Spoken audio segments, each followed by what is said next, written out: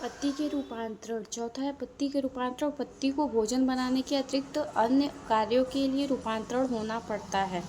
पत्ती को भोजन बनाने के अतिरिक्त अन्य कार्यों के रूपांतरण होना पड़ता है। वे ऊपर चढ़ने के लिए प्रतान जैसे मटर और रक्षा के लिए सूल कांटों में जैसे कैक्टस में परिवर्तित हो जाती हैं। पत्ती के रूपांतरण जो होते हैं ऊपर चढ़ने के लिए प्रतान में जैसे मटर और रक्षा के लिए सूल कांटों में जैसे कैक्टस में परिवर्तित हो जाती हैं। प्याज तथा लहसुन के गुद्देदार पत्तियों में भोजन संचयित रहता है। प्याज और लहसुन के गुद्देदार पत्तियों में देखेंगे भोजन संचयित होता है। कुछ पौधे जैसे ऑस्ट्रेलियन अकेसिया में पत्तियां छोटी तथा अल्पायु होती हैं। कुछ पौधों में जैसे ऑस्ट्रेलियन अकेसिया में पत्तियां क्या होती हैं, बहुत छोटी होती हैं, अल्पायु होती हैं। इन पौधों में पर्णवृत्त फैलकर हरा हो जाता है। पत्ती के रूपांतरण में जो पौधे होते हैं पर्णवृत्त फैलकर हरा हो जाते हैं। भोजन बनाने का कार्य करता है। जो भोजन बनाने का कार्य करता है ऊपर देख चुके हैं, प्याज है, लहसुन है, ये सब भोजन बनाने का कार्य करता है। कुछ कीटहारी पादपों में पत्ती घड़े के आकार में रूपांतरित होता है। कुछ कीटहारी पादपों में पत्ती घड़े के आकार में रूपांतरित होती है।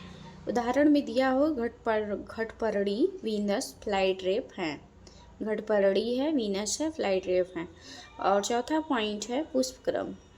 फूल एक रूपांतरित परोह है। फूल क्या है, रूपांतरित परोह है, जहाँ पर परोह का शीर्ष मेरिस्टेम पुष्पी में मेरिस्टेम में परिवर्तित हो जाता है। फूल एक रूपांतरित परोह है जहाँ पर परोह का शीर्ष मेरिस्टेम पुष्प में मेरिस्टेम में परिवर्तित हो जाता है। पोरियां लंबाई में नहीं बढ़ती और अक्ष दबकर रह जाता है। पुष्प क्रम में क्या होता है, पोरियां लंबाई में नहीं बढ़ती हैं और अक्ष दबकर रह जाता है। पोरियां लंबाई में नहीं बढ़ती हैं और अक्ष दबकर रह जाता है। गांठों में क्रमानुसार पत्तियों के बजाय पुष्पी उपांग निकलते हैं। पुष्प क्रम में क्या होता है, जहाँ पर गांठ होता है वहाँ क्रम के अनुसार पत्तियों के बजाय पुष्पी उपांग निकलते हैं। जब परोह शीर्ष फूल में परिवर्तित हो जाता है तब उसे सदैव अकेला होता है। जब परोह शीर्ष फूल में परिवर्तित होता है, जब परोह शीर्ष फूल में परिवर्तित हो जाता है तब वह सदैव अकेला होता है। पुष्पी अक्ष पर फूल के लगने के क्रम को पुष्प क्रम कहते हैं। पुष्प के जो अक्ष पर फूल के लगने वाले क्रम होते हैं उसे ही पुष्प क्रम कहते हैं। शीर्ष का फूल में परिवर्तित होना।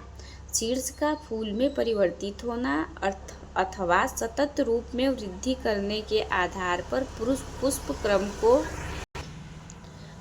क्रम को दो प्रकार बांटा गया है।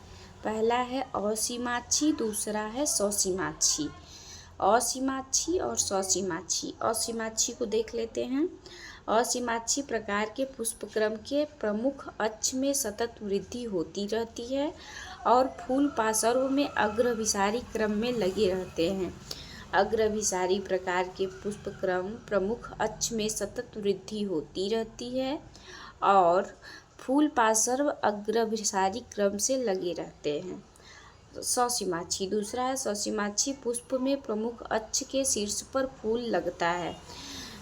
पुष्प में प्रमुख अक्ष के शीर्ष पर फूल लगता है। शीर्ष पर मतलब ऊपर, शीर्ष पर फूल लगता है, इसलिए इसमें सीमित वृद्धि होती रहती है। इसमें एक सीमित तक वृद्धि होती रहती है। फूल तल अभिसारी क्रम में लगे रहते हैं। फूल क्या होते हैं, तल अभिसारी क्रम में लगे होते हैं। जिसको नोट्स बनाना है स्क्रीनशॉट ले सकता है।